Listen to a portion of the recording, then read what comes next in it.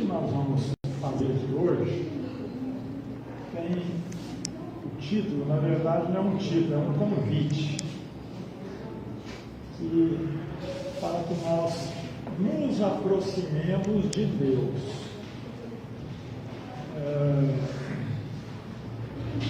E a gente vai tomar como referência tanto o Livro dos Espíritos como o Evangelho segundo o Espiritismo. Em especial, lá no capítulo 17 do Evangelho segundo o Espiritismo, que chama Sede Perfeitos. Então, nós vamos iniciar um raciocínio de aproximemos de Deus, e depois a gente vai analisar os desafios de ser perfeito. Nós estamos nesse caminho, né, vamos dizer assim, nessa luta, nesse dia a dia, para a gente nos tornar perfeitos. Lá na época de Jesus, eu falo nós porque, como a gente já sabe que a gente já teve várias reencarnações, né, todos nós não temos uma única existência. Na doutrina espírita a gente aprende que nós temos várias reencarnações, nós entendemos por quê, a gente vai comentar também alguma coisa. Mas na época de Jesus, parte lá da comunidade dos judeus, né, acreditavam num Deus, que era um Deus salvador, no sentido da salvação através da luta, se for necessário, armada. Porque o povo judeu, ao longo dos vários séculos, foi um povo subjugado, invadido, tornado escravo, expulso.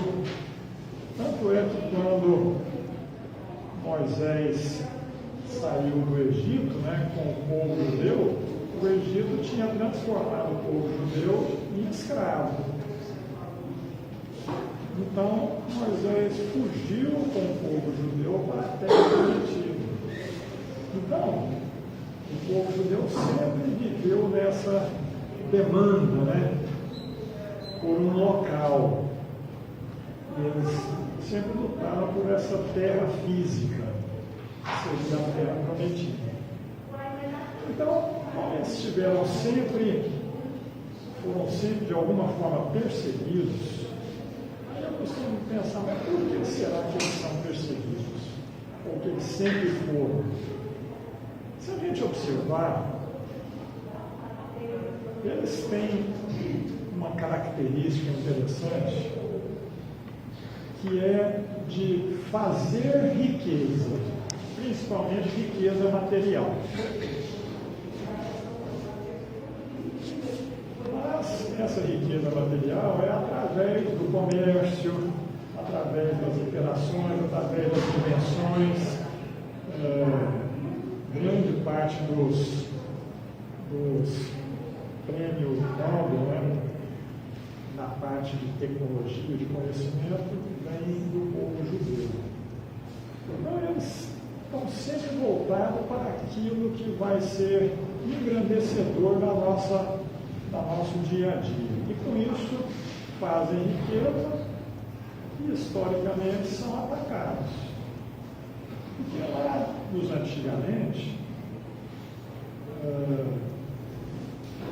não tinha dinheiro, vamos dizer assim, comércio como tem hoje, né? A gente precisa de alguma coisa, pede no aplicativo, já chega. Mas lá tinha que se fazer, tinha que tecer a veste. Alguns, Paula, por exemplo, José era carpinteiro, tinha um pescador, que vivia da subsistência. E o povo judeu era comerciante. E eram divididos lá em classes, fariseus, saduceus, vários grupos, e eles acreditavam em Deus. E era um Deus único.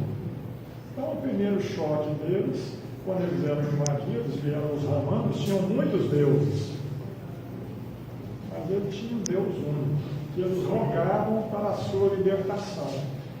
E achavam que o Salvador iria libertá-los da escravidão.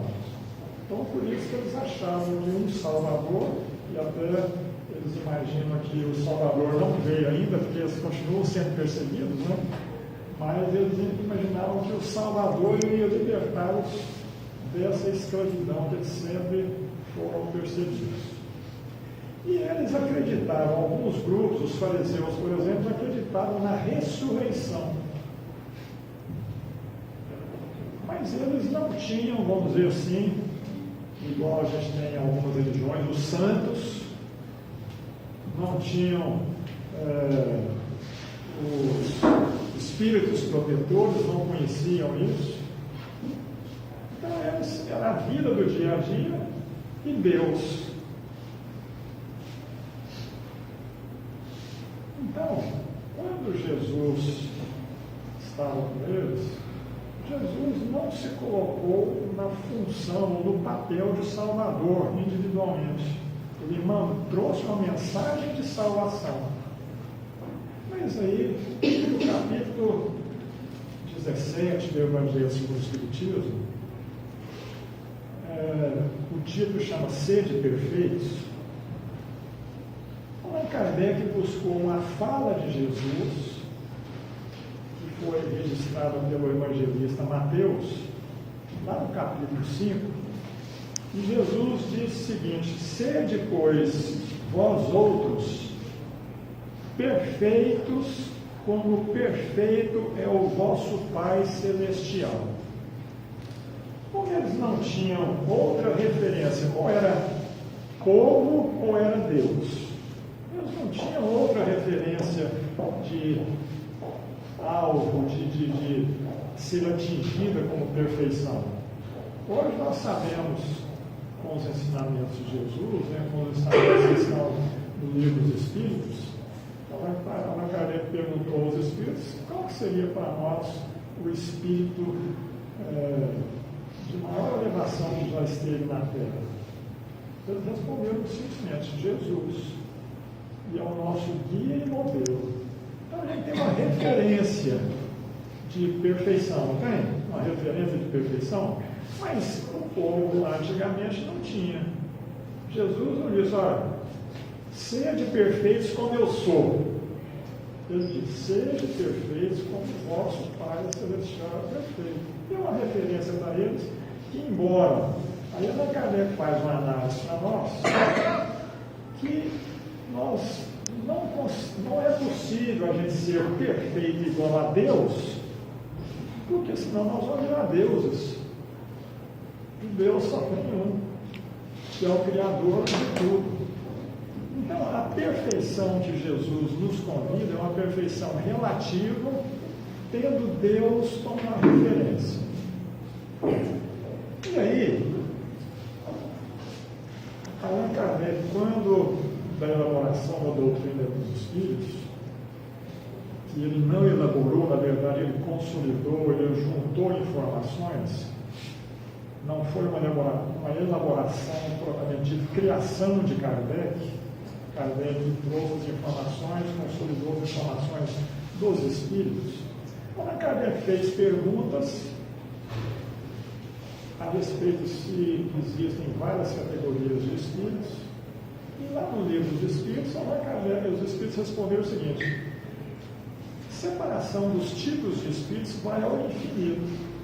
Mas Allan Kardec, assim, poderíamos separar em 10 grupos, em 10 classes. Aí tem lá os Espíritos imperfeitos. Os Espíritos falam assim: pode ser para tipo de referência? Pode. Então ele começa dos Espíritos imperfeitos e vai até nos Espíritos puros. São 10 classes.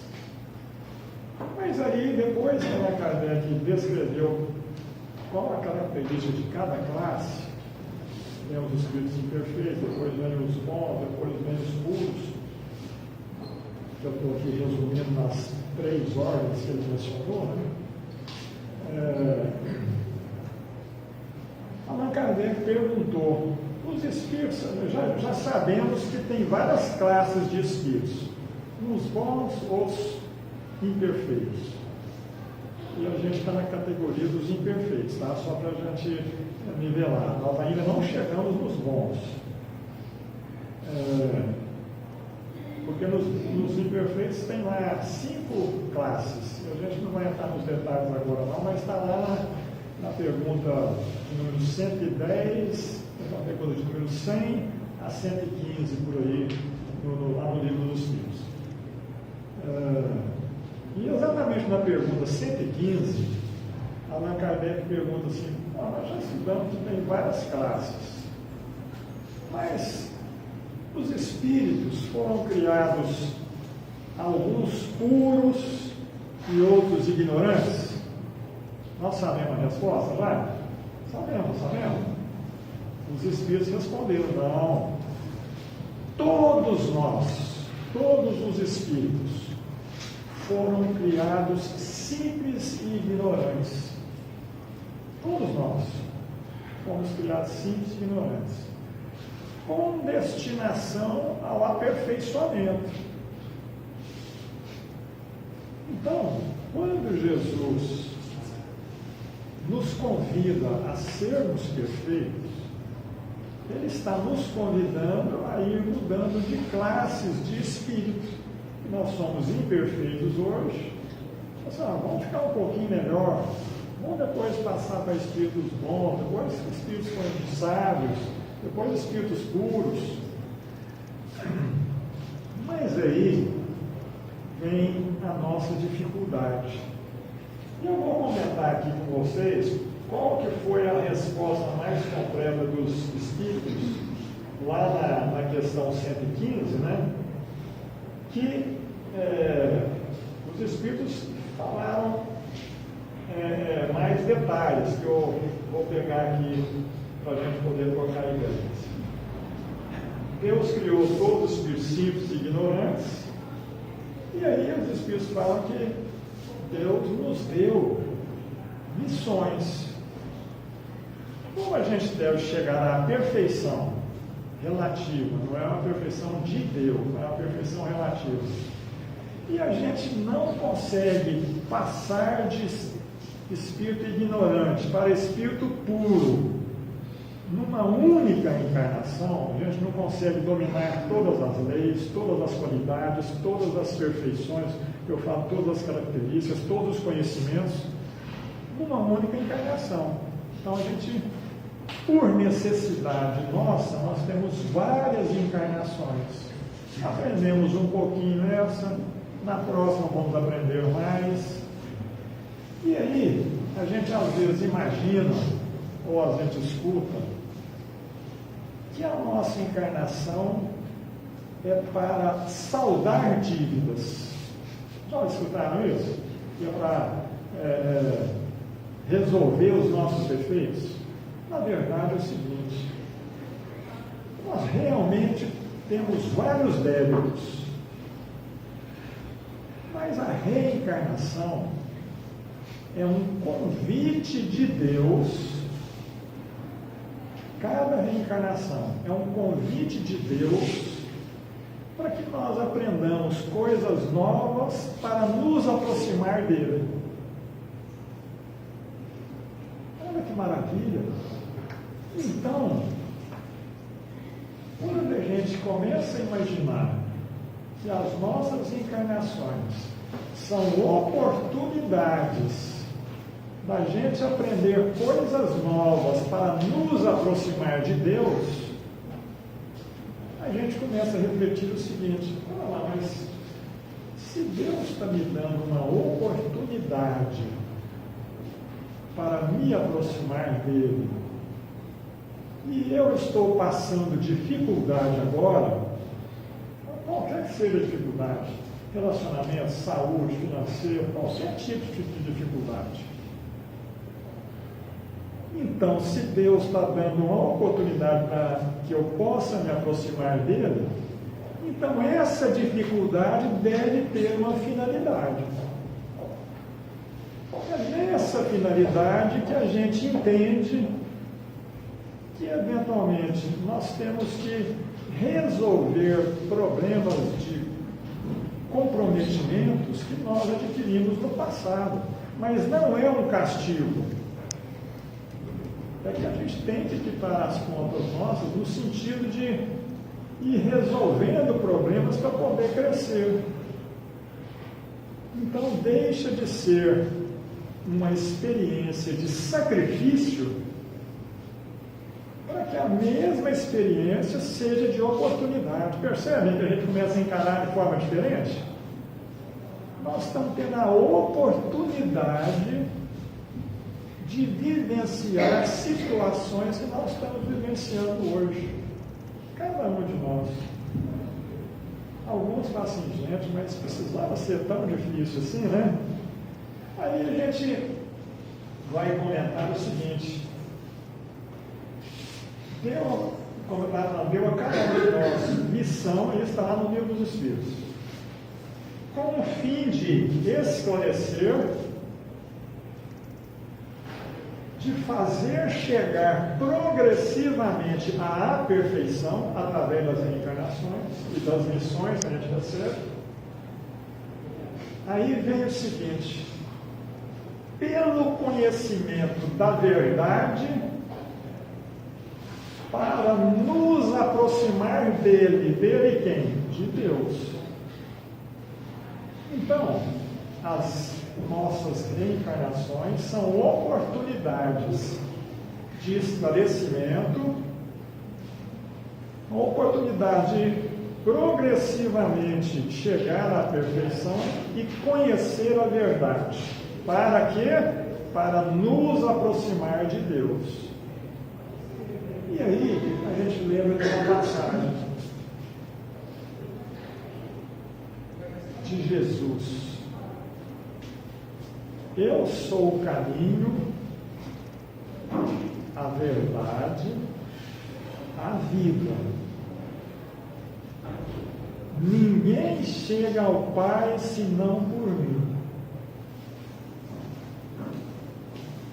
Olha a referência, vamos dizer assim, o nosso modelo e o nosso apoio. Eu sou o caminho, a verdade, a vida. Ninguém chega ao Pai senão por mim. Ou seja, eventualmente a gente fala assim, gente, mas então aquele que não acredita em Jesus, que não vai em religião, que se diz até ateu, ele não vai chegar a Deus? Vai chegar a Deus. Porque não necessariamente,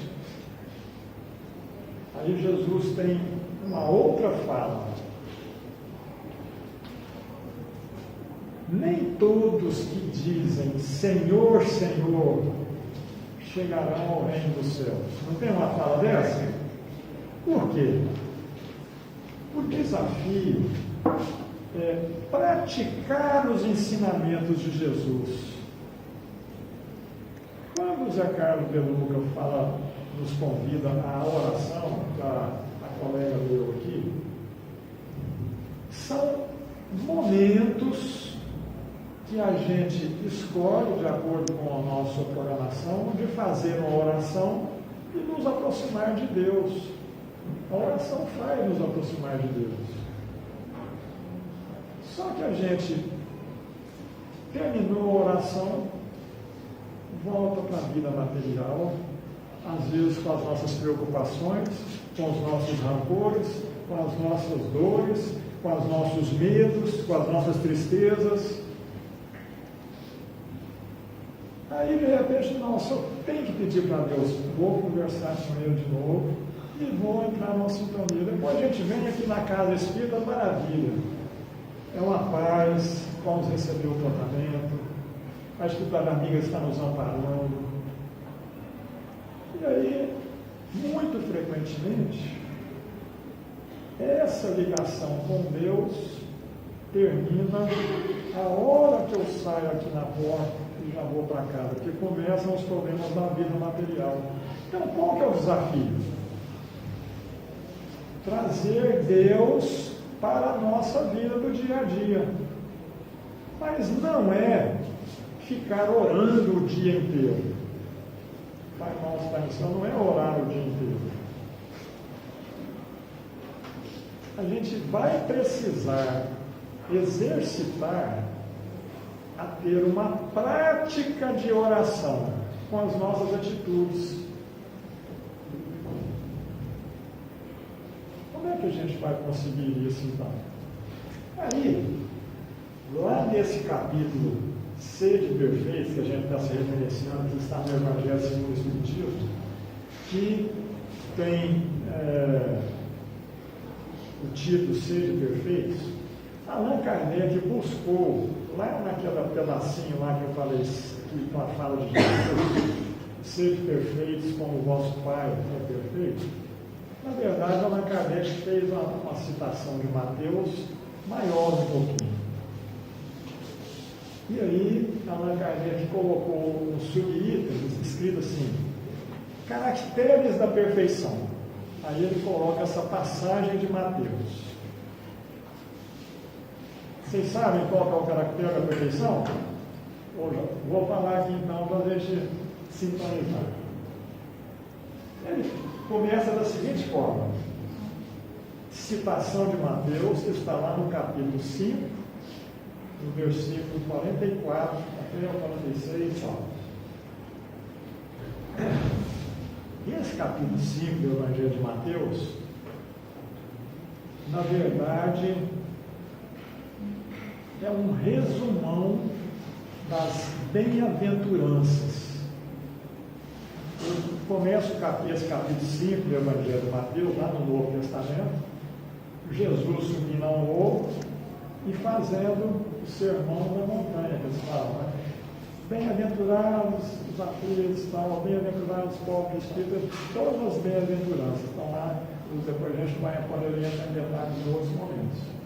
E no Evangelho segundo o Espiritismo tem um resumo dessas bem-aventuranças. Mas as bem-aventuranças está no início do capítulo. Tem o capítulo 5, versículo 7, versículo 8 e tal, são as bem-aventuranças. Nós estamos lá no versículo já 44. Que Jesus, Allan Kardec, escolheu esse versículo indicando qual que é o caractere da perfeição. Começa assim, fala de Jesus, tá?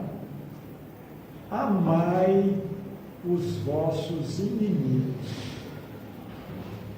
Aí já fala assim, inimigo sujou. Aí, olha aqui, complementando. Fazei o bem aos que vos odeiam, e orai pelos que vos perseguem e caluniam. Então, Jesus diz, fazei o bem aos que vos odeiam, orai pelos que vos perseguem e caluniam, e amai os inimigos. E ele complementa, porque se a gente amar só os amigos,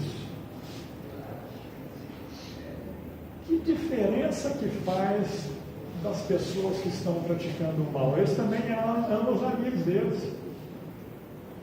Entenderam? Então Jesus está falando assim, se a gente amar só os amigos, só aqueles que nos querem bem, os que fazem coisa errada também só amam aqueles que fazem lá no grupo deles. Então, lá no capítulo 11, aqui também do Evangelho segundo o Espiritismo, tem um outro mandamento, que é o maior mandamento, em que Jesus foi questionado por um fariseu, qual é o maior mandamento? Aí eles não sabem de cor. O maior mandamento é amar a Deus sobre todas as coisas, de todo o seu coração, de todo o seu espírito, de toda a sua alma, né? Mas tem o segundo, amar o próximo como a si mesmo. Aí, esse próximo, depois quando vem falando amar o próximo, tem a lição do bom samaritano, porque passaram lá sacerdote, o escriba, não pararam para o necessitado, e um samaritano, que era tido como pessoas de má vida na época, era um grupo tido como de má vida, ajudou o necessitado. Então, para a gente já ir caminhando para o fechamento, que hora a gente precisa ver? Pode ir até 8h45. Ah, tá.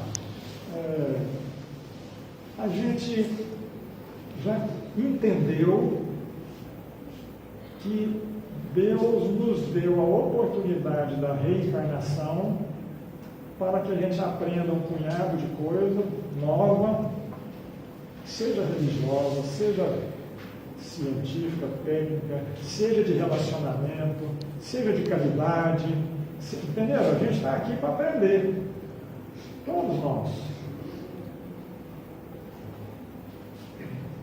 Porque não é só faculdade, é aprender com a vida. Casamento é um aprendizado, família é um aprendizado, trabalho é um aprendizado, convivência social é um aprendizado,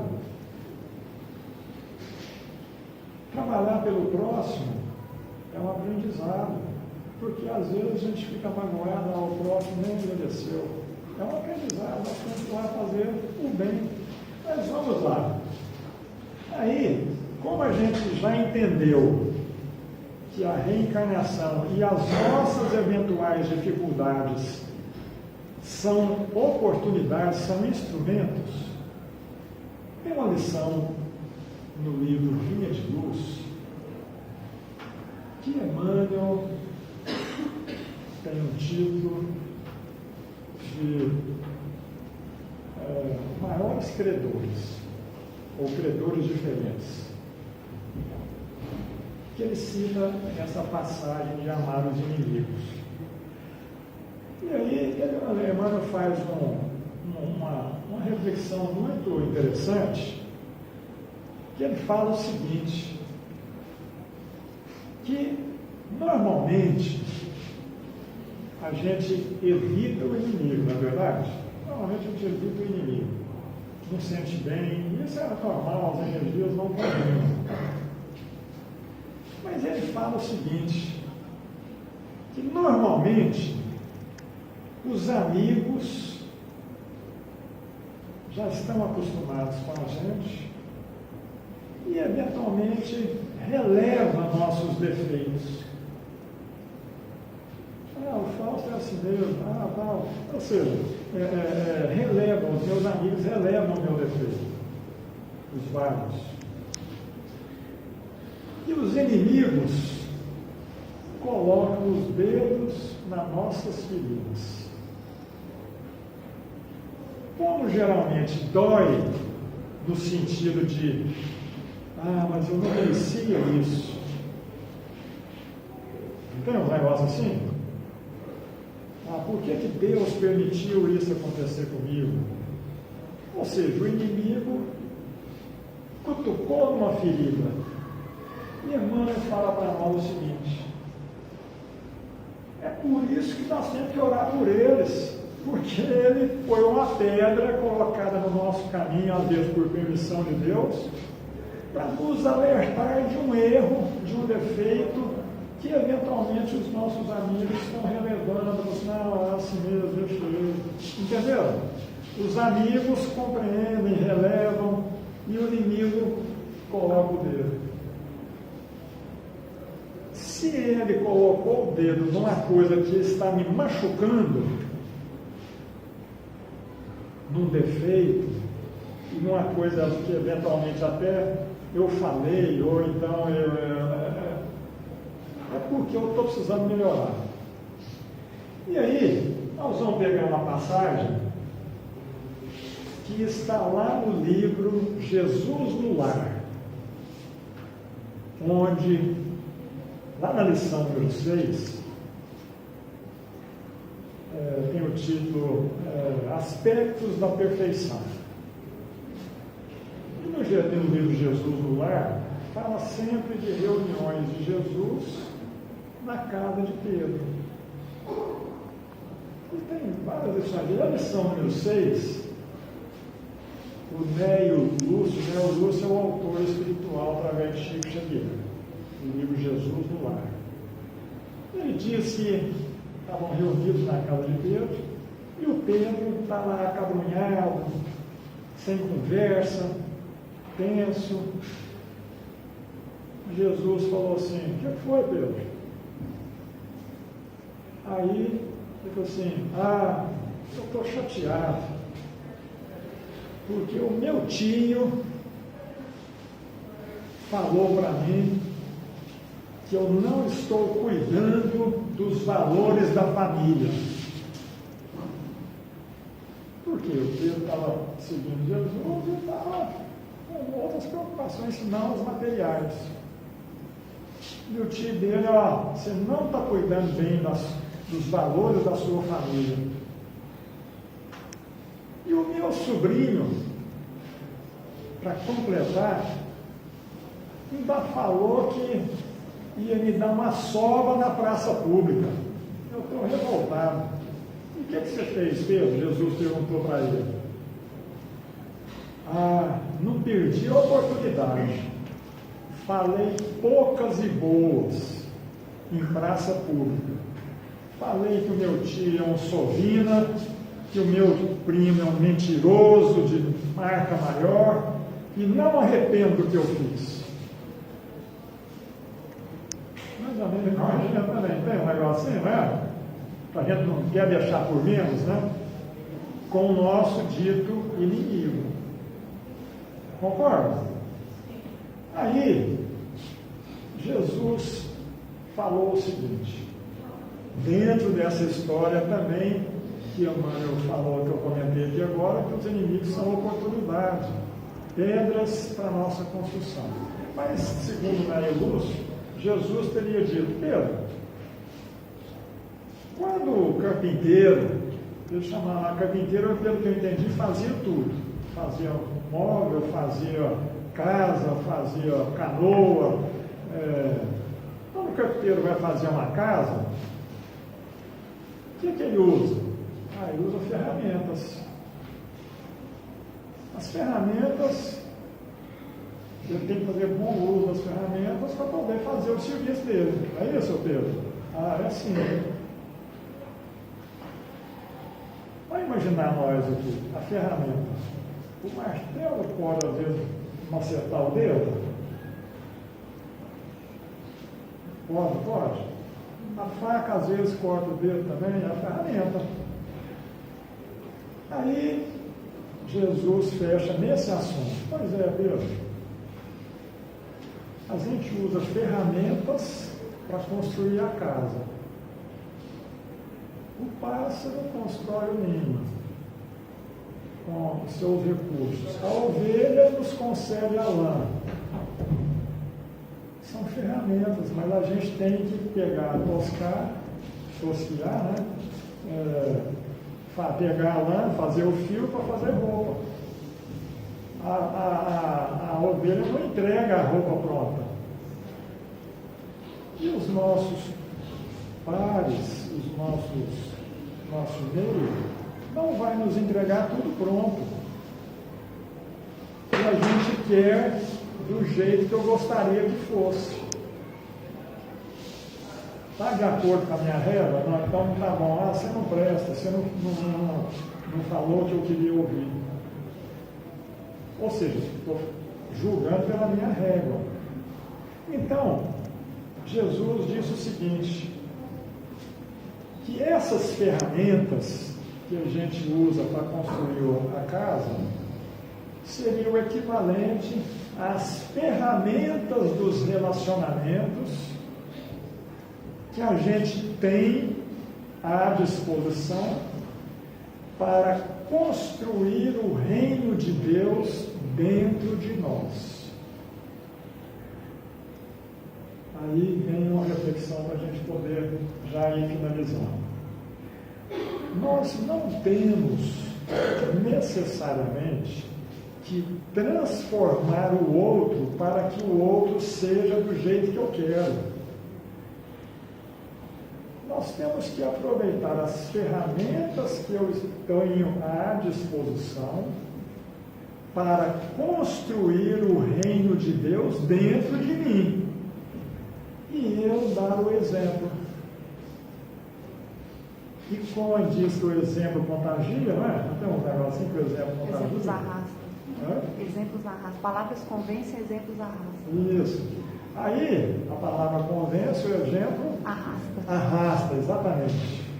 Então, construindo cada um de nós o reino de Deus interiormente, nós vamos ajudar aqueles que nós temos dito como inimigos. Allan Kardec faz um raciocínio que Jesus também não abraçou os seus crucificadores, não, faz isso mesmo, nossa cruz não está tão pesada, não. Ou seja, ele respeitou o Pilatos, ele respeitou, não maltratou o Pilatos, não discutiu. Percebe? Os fariseus, ele não tratou como inimigo, Jesus sempre combateu a fachada dos fariseus fantasiavam, vamos dizer assim, eu estou usando a minha palavra, para simbolizar que estavam seguindo a lei através de atos exteriores. Mas era mais importante o interior, a interpretação verdadeira do amor de Deus. Então, o convite que fica para nós, dessa questão de nos aproximar de Deus, é um desafio muito grande para todos nós. Todos aqueles que por algum motivo, por alguma situação, passam pelo nosso caminho, primeiramente familiares, eventualmente colegas de trabalho, colegas de escola, transeuntes, motorista do ônibus que eu peguei, atendimento lá no consultório, lá na UAI, todos aqueles que por algum motivo estão no meu caminho, são oportunidades, são instrumentos, são ferramentas que Deus está disponibilizando para cada um de nós, para que nós possamos construir o reino de Deus dentro de nós. E aí, nós vamos repetir.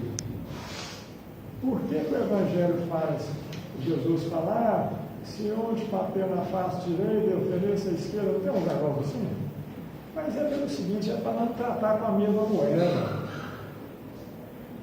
Aí, se a gente, nessa lição do amar o próximo como a si mesmo, Allan Kardec destaca uma fala de Lucas: fazer ao outro, fazer ao próximo aquilo que a gente gostaria que fosse feito com a gente. O inimigo é próximo. É o irmão, não é? Que de alguma forma teve contato comigo. Então o inimigo é um próximo. Eventualmente as nossas energias não combinam, eu não tenho que assimilar as energias dele, mas é próximo, é irmão. E aí, gente, o grande desafio nosso dessa questão do reino de Deus no nosso interior é porque na oração, na prece ou no passe, nós entramos em sintonia. E quando a gente tem o reino de Deus dentro da gente, essa sintonia continua no nosso dia a dia.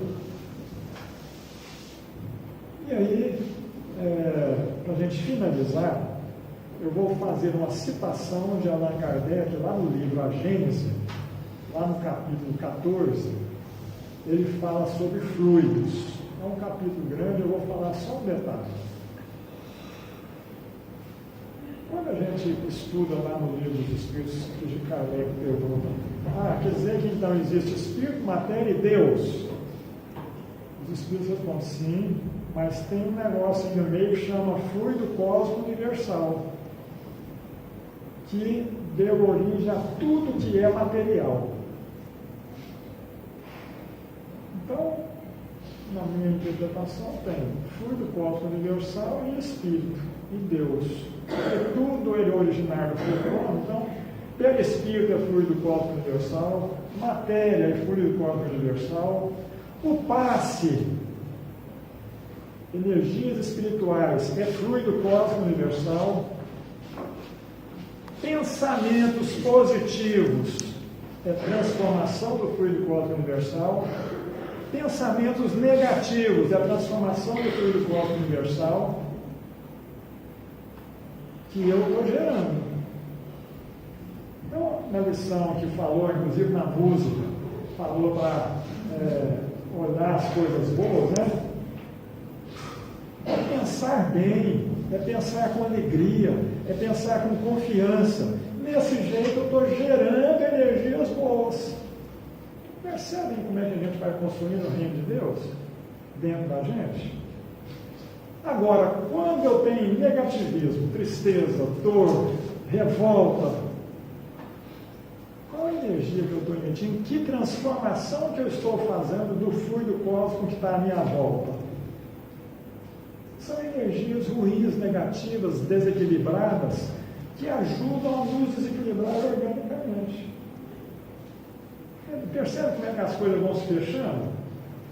Quando a gente tem uma vida equilibrada, de confiança, de alegria, de enxergar os problemas como oportunidade, a gente vai construindo, mesmo de percalços, nós vamos construindo a nossa vida de reino de Deus e nos aproximando de Deus com alegria no coração.